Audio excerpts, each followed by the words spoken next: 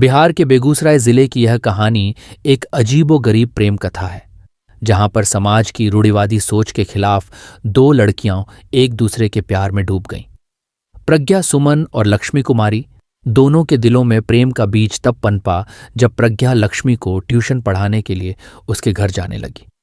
समय के साथ दोनों के बीच एक गहरा रिश्ता बन गया, जो बाद में प्रेम में बदल गया। जब इनकी यह प्रेम कहानी उनके परिवारों तक पहुंची तो विरोध का सामना करना पड़ा। घर वाले दो लड़कियों के रिश्ते को स्वीकार नहीं कर पाए और उन्हें एक दूसरे से दूर करने की कोशिश करने लगे। मगर प्रज्ञा और लक्ष्मी ने किसी की नहीं सुनी और इस प्रेम में ऐसा समर्पण दिखाया कि दोनों ने फैसला किया कि वे एक दूसरे से दूर नहीं रह सकती। समाज की उम्मीदों को नकारते हुए दोनों घर से भाग निकलीं और दिल्ली चली आईं। दिल्ली में एक मंदिर में जाकर उन्होंने शादी कर ली। ये खबर जब उनके घर वालों तक पहुंची तो हंगामा मच गया। लक्ष्मी के परिवार ने तो प्रज्ञा के खिलाफ अपहरण का केस भी दर्ज कर दिया, लेकिन फिर भी दोनों का प्यार मजबूती से टिक गया। प्रज्ञा सुमन ने खुद को लड़के के रूप में ढाल लिया था। उसकी आवाज और हाव भाव दोनों लड़के जैसी थे। वह अपनी जीवन संगिनी के साथ भले ही दुनिया की आलोचनाओं का सामना कर रही थी, लेकिन उसे अपनी राह पर कायम रहने की ठानी थी। क्या इस प्रेम कहानी का अंत सुखद होगा? क्या दोनों अपने परिवारों को अपना प्यार समझा पाएंगी, या फिर यह समाज के कठोर ढांचे से टूट जाएगा? ये सवाल अभी भी लाजमी है, पर एक बात तो पक्की है, ये कहानी प्यार की ताकत को दिखाती है, जहां वे दोनों एक दूसरे के लिए अपना सब कुछ कुर्बान करने को तैयार थीं। कहानी को इतनी लंबी और दिलचस्प बनाना आपके द्वारा बताए गए तरीके से संभव है। इसके लिए हम इसे एक वेब सीरीज या किताब के किसी एपिसोड की तरह लिखेंगे, जिसमें रोमांस, सस्पेंस और दिलचस्प मोड़ होंगे, जो पाठकों को अंतिम शब्द तक आकर्षित रखेगा। बेगूसराय जिले का एक छोटा सा गांव खोदाबंदपुर, जहां हर रोज की जिंदगी एक जैसा चलता था। सुबह का सूरज निकलते ही गांव की गलियों में हलचल मच जाती, खासकर स्कूल और ट्यूशन सेंटरों में। यही वो समय था जब युवाओं के दिल में अनदेखे ख्वाब बुनने का मौसम होता था, और यहीं पर एक ऐसी मुलाकात हुई जिसने सब कुछ बदल दिया। प्रज्ञा सुमन, एक होशियार और प्यारी लड़की जो हमेशा अपनी किताबों में खोई रहती थी, एक दिन अपने बस्ते के साथ लक्ष्मी कुमारी के घर आई। लक्ष्मी की मां ने उसे ट्यूशन पढ़ाने का जिम्मा सौंपा था। इन दोनों की मुलाकात अब तक सैकड़ों बार हो चुकी थी, लेकिन उस दिन कुछ अलग ही था। प्रज्ञा ने दरवाजा खटखटाया और जब लक्ष्मी ने दरवाजा खोला तो एक अजीब सी ताजगी थी उनके चेहरे पर। ऐसा लगता था जैसे बहुत कुछ बदल चुका हो।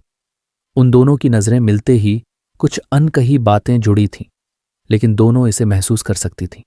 लक्ष्मी ने हल्की सी मुस्कान के साथ स्वागत किया और प्रज्ञा अंदर आई। ट्यूशन का वक्त तो आता जाता रहा, लेकिन उस दिन का वो पल दोनों के दिलों में जड़ पकड़ चुका था। शुरुआत में सिर्फ पढ़ाई के लिए मिलने वाली ये मुलाकातें बाद में कुछ खास बन गईं। प्रज्ञा ने खुद को हमेशा आरामदायक महसूस किया जब भी वह लक्ष्मी के घर आती थी। वो दोनों घंटों बातें करतीं, कभी पढ़ाई पर, कभी दोस्तों और परिवार के बारे में। उन दोनों के बीच एक अजीब सा केमिस्ट्री विकसित हो गई थी, जिसे दोनों ने शब्दों से परिभाषित नहीं किया था, मगर समझने का आभास उन्हें था। अगले कुछ दिनों में यह दोस्ती जल्दी ही एक और पहलू पर पहुंचने लगी। दोनों में आकर्षण था, लेकिन यह सामान्य दोस्ती से कहीं ज्यादा था। एक रात जब दोनों अपने रोज के विषय से थोड़े हटकर बातें कर रहे थे, तो अचानक कुछ ऐसा हुआ जिसने सब कुछ बदल दिया। लक्ष्मी ने अपनी किताब से आंखें हटाकर प्रज्ञा की ओर देखा और धीमे से कहा, तुम भी क्या जानो, कब और कहां, हमें खुद भी नहीं पता चलता। प्रज्ञा ने उस शब्दों को गौर से सुना। फिर उसने सोचा कि क्या यह वही महसूस हो रहा था जो उसके दिल में भी था। कुछ हफ्तों तक दोनों ने ये दोस्ती को सिर्फ दोस्ती ही बनाए रखा, लेकिन अंदर के बदलाव को दोनों ने महसूस किया। जब तक एक दिन जब वे ट्यूशन के बाद बात कर रहे थे, तब प्रज्ञा ने न सिर्फ अपनी भावना जाहिर की, बल्कि वह एक कदम और बढ़ गई, जिससे पता चला कि वह भी इसी बदलाव को महसूस कर रही थी। लक्ष्मी, मैं शायद कुछ गलत कह रही हूं, लेकिन यह महसूस होता है कि हमारे बीच कुछ और है, जो शब्दों में नहीं कह सकता। लक्ष्मी थोड़ी देर के लिए चुप रही, फिर उसने हल्के से मुस्कुराते हुए जवाब दिया, मुझे भी ये कुछ अजीब सा लगने लगा है, पर हम कुछ गलत तो नहीं कर रहे।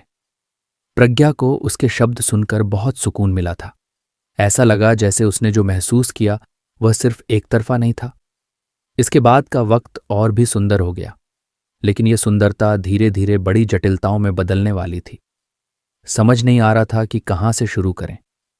प्रज्ञा और लक्ष्मी के बीच की टेढ़ी सी मगर मजबूत बढ़ती स्नेह की भावना किसी पहाड़ी धारा की तरह बहने लगी थी। जैसे ही उन दोनों ने अपनी भावनाओं का स्वीकार किया, उनका दुनिया से कटना तय था।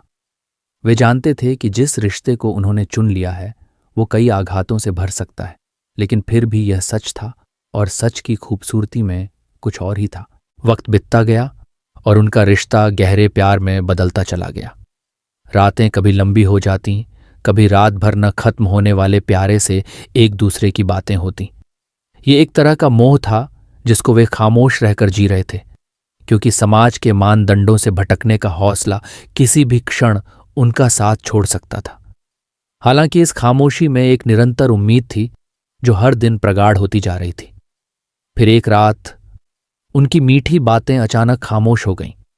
वे दोनों अपने अपने कमरे में थे, लेकिन उन दोनों के दिमाग में एक ही सवाल था, आगे क्या?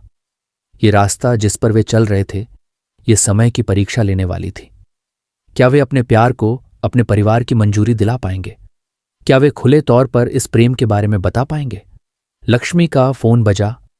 यह उसकी मां का कॉल था। हमेशा की तरह यह कॉल एक ढंके हुए आशीर्वाद जैसा था जो उनसे जुड़ी उनकी किसी भी कहानी से बेखबर था। उन्होंने कॉल काट दिया और प्रज्ञा की तरफ देखा। प्रज्ञा की आंखों में वही उत्सुकता और चिंता थी जो दोनों को एक दूसरे के साथ हमेशा रहते हुए महसूस हो रही थी। उन्होंने धीरे से कहा, लक्ष्मी, लगता है हमें किसी अजनबी जगह जाना होगा, एक जगह जहां लोग हमारी पसंद को और हमारी पहचान को न देखें।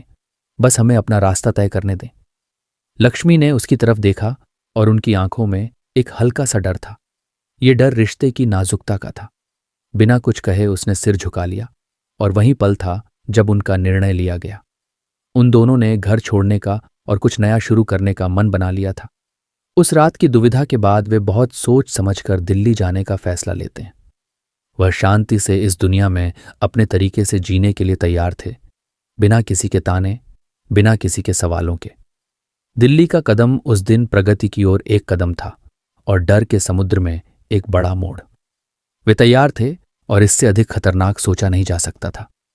दोनों की परिवारों की प्रतिक्रिया, समाज का गुस्सा, सभी उनके फैसले की कसौटी बने थे। लेकिन यही तो उनकी शुरुआत थी, यही तो उनका साहस था, भागना, डर के बिना किसी के सामने अपने प्यार और अधिकार के लिए लड़ना।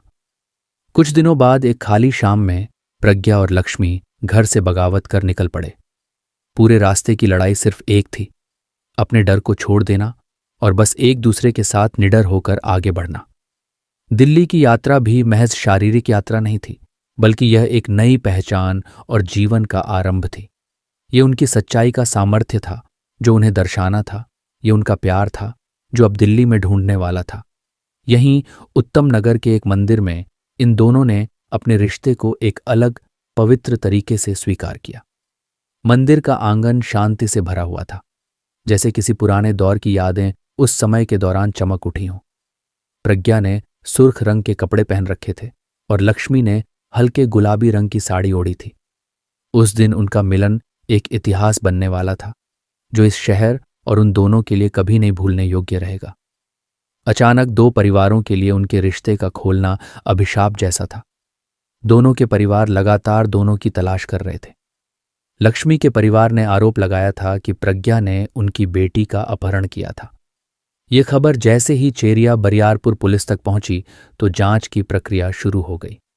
इस दौरान प्रज्ञा और लक्ष्मी ने अपने ही निर्णयों को मानते हुए अपनी गिरफ्तारी से बचने के लिए तुरंत पुलिस स्टेशन में जाकर घटना की सफाई दी। अब समस्या सिर्फ यह नहीं थी कि परिवारों को कैसे मना पाएंगे, समस्या यह भी थी कि समाज की क्या सोच होगी। क्या यह सचमुच सही था? इस उलझन में एक नया मोड़ आया। उन्होंने किसी से छिपकर इस रिश्ते को न जीने की कसम खाई थी, लेकिन क्या इसके बाद का जीवन सचमुच एक सरल सपना बन पाएगा? जीवन में न केवल कदम रखने की जरूरत होती है, बल्कि प्यार की सोच और समाज की धारा को पार करने की जिद भी होती है। अब अगले कदम के लिए केवल समय था। क्या होगा अगला? प्रज्ञा और लक्ष्मी के बीच की ये सीरीज शुरू होने जा रही थी। जो भी दांव अब लिए जाएंगे उनका यह पूरा सफर सभी के लिए चौंकाने वाला साबित होने वाला था। दिल्ली में कुछ समय बिताने के बाद प्रज्ञा और लक्ष्मी दोनों के दिलों में एक ही ख्याल था, क्या वे इस रिश्ते को कभी खुलकर जी पाएंगे? क्या उनका प्यार समाज की आंखों में कभी जगह बना पाएगा? तभी एक दिन अचानक उनकी जिंदगी में घटी एक घटना ने उनके हर फैसले को हिलाकर रख दिया। प्रज्ञा का पुराना दोस्त जो उनके परिवार से था, दिल्ली में आ गया। उसने प्रज्ञा और लक्ष्मी को किसी गहरी परेशानी में फंसा हुआ देखा। उन्हें दोनों के बीच के रिश्ते का बारे में पता चला और उसने यह जानकारी प्रज्ञा के परिवार तक पहुंचा दी। अब स्थिति और जटिल हो चुकी थी। दुनिया की मान्यताएं उन्हें दबाने की कोशिश कर रही थीं। उनके निर्णयों पर सवाल उठाए जा रहे थे। एक दिन प्रज्ञा के घर से एक गुस्से भरी कॉल आई। उसकी मां का फोन था। तुमने हमारे परिवार को शर्मिंदा कर दिया है। क्या यह वही आदर्श है जो तुम्हें हमसे मिलता था? उसकी मां का हर शब्द एक कटार की तरह चुभता था। लक्ष्मी ने प्रज्ञा का हाथ पकड़ा और शांत शब्दों में कहा, हम कोई गलत नहीं कर रहे हैं, सिर्फ वो कर रहे हैं जो हमें सच में सही लगता है। उनकी जिंदगी की कहानी अब किसी बुरे ख्वाब से कम नहीं थी। समाज, परिवार और रिश्तेदार सब उनकी मर्जी के खिलाफ खड़े थे। लेकिन प्रज्ञा और लक्ष्मी ने यह महसूस किया कि खुद को ढकने या डर के साथ जीने से बेहतर था कि वे अपनी सच्चाई को खुलेआम स्वीकारें।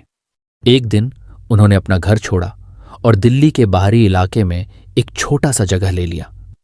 यहां वे पूरी तरह से एक नई शुरुआत करने के लिए तैयार थे। उन्हें यह एहसास था कि अब जो कुछ भी होगा वे एक दूसरे के साथ होंगे और यही उनके लिए सबसे बड़ी ताकत थी। अपने पिछले जीवन से दूर हर दिन न केवल एक उम्मीद बल्कि एक साहस था कि वे वो करेंगे जो दिल चाहता था। लेकिन उनका परफेक्ट प्यार ही शायद पूरे समाज को ध्वस्त करने का कारण बन चुका था। धीरे धीरे उनके परिवारों ने इस रिश्ते को स्वीकारना शुरू किया। हालांकि कुछ मामलों में समझौता हुआ और संघर्ष भी हुए, लेकिन अंत में यह रिश्ता स्थिर होने लगा। प्रज्ञा और लक्ष्मी ने दोनों अपने परिवारों से मिलने का प्रयास किया। ये एक मुश्किल घड़ी थी, क्योंकि उनको यह समझाना था कि उनका रिश्ता न केवल एक सपना था बल्कि सच्चाई भी था। समाप्ति के बारे में उनका सोच एक जैसे था।